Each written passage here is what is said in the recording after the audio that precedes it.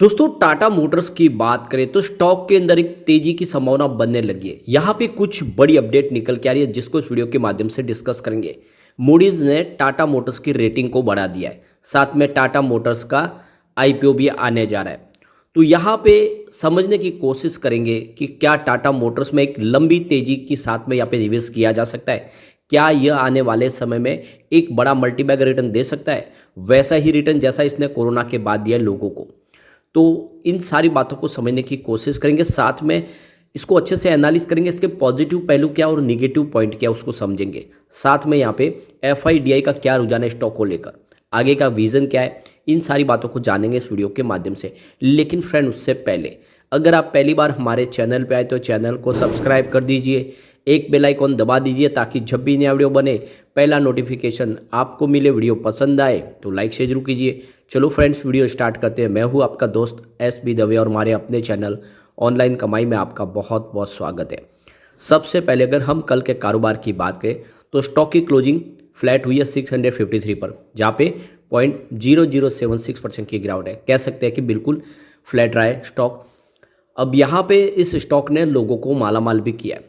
3 अप्रैल 2020 को स्टॉक की प्राइस 65 के आसपास थी, यानी जो 65 रुपये का स्टॉक था इस समय 653 के आसपास है। बहुत बड़ा मल्टीबैग रिटर्न दिया स्टॉक ने, काफ़ी शानदार। अब यहाँ पे जो बड़ी गुड न्यूज निकल के आ रही है, मूडीज़ ने टाटा मोटर्स की रेटिंग को अपग्रेड किया है। तो मूडीज़ ने जगुआर लैंड रोवर की रेटिंग को अपग्रेड किया है। जगुआर लैंड रोवर जो टाटा मोटर्स की सब्सिडीज कंपनी है, ग्लोबल मार्केट में काम करती है। अब देख दो कि इसकी जो रेटिंग है, इसको देखो B1 से अपग्रेड करके BA3 कर दिया गया है। इसके अलावा जगुआर लैंड रोवर की जो रेटिंग है आप देख दो कि B1 से BA3 कर दी गई है। इसके अलावा इसकी PDR रेटिंग को BA3 PD से B1 PD कर दिया गया। तो कुल मिला के यहाँ पे रेटिंग बढ़ती हुई दिखाई देगी आपको। तो काफ़ी अच्छी गुड न्यूज़ है, रेटिंग लगातार बढ़ रही है। इसके अलावा देखें तो टाटा टेक्नोलॉजी का आईपीओ आने वाला है। 22 नवंबर को खुल जाएगा आईपीओ, यानी जिस घड़ी का इंतजार था वो आ चुकी है। काफ़ी समय से इंतजार किया जा रहा था। अब टाटा मोटर्स की सब्सिडीज कंपनी टाटा टेक्नोलॉजी अपना आईपीओ लाने जा रही है। 20 साल के बाद ये पहला मौका है जब टाटा ग्रुप अपना एक आईपीओ लेके आ रही है। टाटा ग्रुप का जो आखिरी आईपीओ था 2004 में आया था TCS का, उसके बाद टाटा ग्रुप ने कोई आईपीओ नहीं लाया। टाटा टेक्नोलॉजी का आईपीओ पूरी तरह से OFS के माध्यम से होगा। आईपीओ के तहत 9.57 करोड़ इक्विटी शेयर की बिक्री होगी, जो कंपनी के कुल पेड अप शेयर कैपिटल का 23.6% है।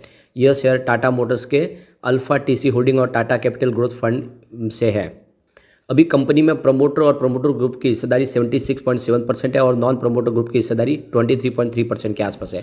आईपीओ के बाद कंपनी में प्रमोटर और प्रमोटर ग्रुप की हिस्सेदारी 56.7% रह जाएगी और नॉन प्रमोटर ग्रुप की हिस्सेदारी 43.3 हो जाएगी। और कंपनी ने आईपीओ के लिए ड्राफ्ट पेपर मार्च 2023 में ही सबमिट कर दिए थे। तो ये काफ़ी अच्छा मौका इस समय इस स्टॉक में दाव लगाने का, और आईपीओ में भी आप अगर अप्लाई करेंगे तो आपको बेनिफिट मिलने की पूरी संभावना है। अब यहाँ पे हम इसके कुछ पॉजिटिव और निगेटिव पहलू को देख लेते हैं। तो सबसे पहले जो यहाँ पे पहला पॉइंट है वो पॉजिटिव, और वो है एनुअल रिवेन्यू, जिसमें 24.54% की ज़बरदस्त वृद्धि देखने को मिली है, जो लास्ट ईयर 350 करोड़ के आसपास था। तो ये इसके लिए एक पॉजिटिव पॉइंट है। सेकेंड पॉइंट भी पॉजिटिव, और वो है क्वार्टरली रिवेन्यू, जिसमें 32.05% की वृद्धि देखने को मिली है, जो ईयर ऑन बेसिस पे 106 करोड़ के आसपास रहा है। तीसरा पॉइंट देखें तो वो भी पॉजिटिव दिखाई देगा, और वो है एनुअल नेट प्रॉफिट, जिसमें 121% की ज़बरदस्त जंप देखने को मिली है। लास्ट ईयर 2414 करोड़ के आसपास रहा है। अगला पॉइंट फिर से यहाँ पे आपको पॉजिटिव दिखाई देगा, और वो है क्वार्टरली नेट प्रॉफिट, जिसमें 498% की ज़बरदस्त जंप है, जो ईयर ऑन बेसिस पे 3764 करोड़ के आसपास है। अगला पॉइंट फिर से आपको पॉजिटिव दिखाई देगा, वो है स्टॉक की प्राइस, जिसमें 54.25% की शानदार प्रदर्शन देखने को मिली है। तो इस सेक्टर के प्रदर्शन के मुकाबले इसका काफ़ी अच्छा प्रदर्शन है। अगला पॉइंट फिर से पॉजिटिव, और वो है प्राइस अर्निंग रेशियो 14.16 के आसपास है, जो लोअर देन सेक्टर पी है। जो सेक्टर का पी रेशियो वो 33.55 है। तो ये इसके लिए पॉजिटिव पॉइंट है, क्योंकि इसका पी रेशियो काफ़ी नीचे है। अगला पॉइंट आपको नेगेटिव दिखाई देगा, और वो है डेट टू इक्विटी रेशियो, जो 2.77 है। ये हायर देन 1 है, और इसके लिए नेगेटिव पॉइंट दिखाई देगा। अगला पॉइंट फिर से नेगेटिव, वो है रिटर्न ऑन इक्विटी यानी ROE, जो 5.32% है, लेस देन 10 है। तो यह भी इसके लिए एक नेगेटिव पॉइंट है। परंतु अगला पॉइंट आपको पॉजिटिव दिखाई देगा, वो है म्यूचुअल फंड की होल्डिंग इंक्रीज हुई है। यह इसके लिए एक पॉजिटिव पहलू है। लास्ट क्वार्टर में म्यूचुअल फंड ने अपनी होल्डिंग को बढ़ा दिया है। अगला पॉइंट फिर से नेगेटिव, और वो है promoter share holding pattern decrease हुए 0.01%। यह इसके लिए एक नेगेटिव पॉइंट है। एक पॉइंट और पॉजिटिव वो है इंटरेस्ट कवरेज रेशियो जो 3.57 है, हायर देन 1.5 है, तो ये इसके लिए एक पॉजिटिव पॉइंट है। एक पॉइंट न्यूट्रल बन रहा है और वो है प्रमोटर के फिलहाल जो गिरवी शेयर है वो 1.82% है, काफ़ी कम अमाउंट है। अब यहाँ पे अगर हम टोटल पॉजिटिव पॉइंट गिने तो आपको 8 दिखाई देंगे, बहुत ही ज़बरदस्त। और यहाँ पे अगर आप निगेटिव पॉइंट देखें तो वो सिर्फ 3 है और उसमें एक न्यूट्रल पॉइंट है। तो आप देखो कि जो पलड़ा भारी है वो पॉजिटिव पॉइंट का है, यानी इसके अंदर बहुत सारी पॉजिटिव संभावना है। ऐसे में लॉन्ग टर्म इन्वेस्टर के लिए बहुत ही अच्छा मौका है इस लेवल पे खरीदारी करने का। आने वाले समय में टाटा मोटर्स आपको बहुत ही शानदार रिटर्न दे सकता है। आपको इस बात का खास ध्यान रखना है कि ईवी सेगमेंट में पूरे इंडिया में 73% का इनका मार्केट शेयर है। लगातार ईवी मॉडल लॉन्च किए जा रहे हैं और बहुत ज़्यादा पॉपुलर हो रहे हैं। इसके अलावा जो व्हीकल है उनको रेटिंग भी काफ़ी अच्छी मिली है, दूसरी व्हीकल के मुकाबले देखें, दूसरी कंपनियों के मुकाबले इसकी रेटिंग, सेफ्टी रेटिंग बहुत अच्छी है और ये इसके लिए बड़ा प्लस पॉइंट है। अब यहाँ पे रेटिंग एजेंसियों ने इसकी रेटिंग को भी बढ़ा दिया है। मोतीलाल ओसवाल ने इसकी रेटिंग को 750 रखा है और बाय के लिए कहा है, रिकमेंडेशन बाय की निकल के आ रही है। तो दूसरे तिमाही के नतीजों के बाद यहाँ पे पॉजिटिव माहौल बनने लगा है। देख सकते हो कि जो ग्लोबल ब्रोकरेज हाउस है CLS है, उन्होंने इसका टारगेट 803 रुपीज़ का रखा है। इसके अलावा जेफरीज की तरफ से भी इसका टारगेट 800 रुपये के आसपास रखा गया है। वैसे कोटक इंस्टीट्यूशनल इक्विटीज़ ने टारगेट बहुत नीचे का रखा था 600 का, जिसको बढ़ा के 630 किया है। यानी फिलहाल अभी कोटक इक्विटीज़ का जो टारगेट है वो नीचे है, बाकी जो टारगेट देखें तो काफ़ी शानदार दिखाई दे रहे हैं। यस सिक्योरिटीज ने भी इसका 773 का टारगेट रखा है और काफ़ी शानदार टारगेट है। इसके अलावा देखें तो प्रभुदास लीलाधर की तरफ से जो टारगेट उसको बढ़ाया गया, 760 का टारगेट था उसको बढ़ा के 785 कर दिया गया है। तो चाहे ग्लोबल मार्केट के ब्रोकेज हाउस हो या फिर इंडिया के ब्रोकेज हाउस, सारे के सारे इसमें काफ़ी बुलिश है टाटा मोटर्स को लेकर और ख़रीदारी की सलाह दे रहे हैं।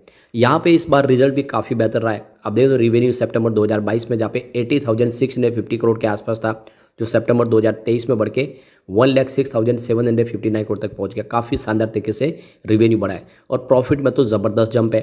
सितंबर 2022 में 1,004 करोड़ का लॉस था, सितंबर 2023 में कंपनी को 3,783 करोड़ का ज़बरदस्त प्रॉफिट हुआ है और ये प्रॉफिट लगातार बढ़ रहा है।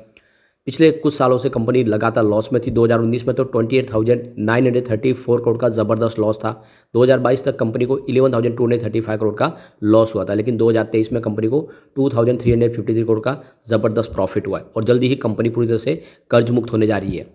ऐसे में इसके लिए बहुत अच्छा मौका है, आप निवेश कर सकते हैं। आने वाले समय में ये स्टॉक आपको बहुत ज़बरदस्त रिटर्न दे सकता है।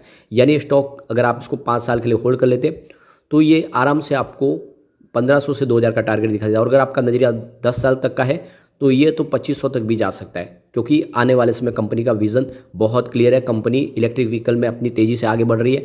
कंपनी की खुद की बैटरी मैन्युफैक्चरिंग यूनिट लगनी शुरू हो चुकी है। ऐसे में कंपनी अपनी खुद की बैटरी बनाएगा, उसका भी बेनिफिट होगा और अच्छी ड्यूरेबल बैटरी भी मिलेगी। शेयर होल्डिंग बढ़ने देगा, प्रमोटर की होल्डिंग काफ़ी अच्छी है। 46.39% होल्डिंग थी जून में, फिलहाल 46.38% की होल्डिंग है। 1.82% के शेयर गिरवी है, कोई बड़ी अमाउंट नहीं है ये। FI का इन्वेस्टमेंट लगातार बढ़ रहा है। 15.34% होल्डिंग थी मार्च में, जून में 17.72% हुई, फिलहाल 18.40% होल्डिंग है। FI लगातार इस स्टॉक में इन्वेस्टमेंट कर रहे हैं।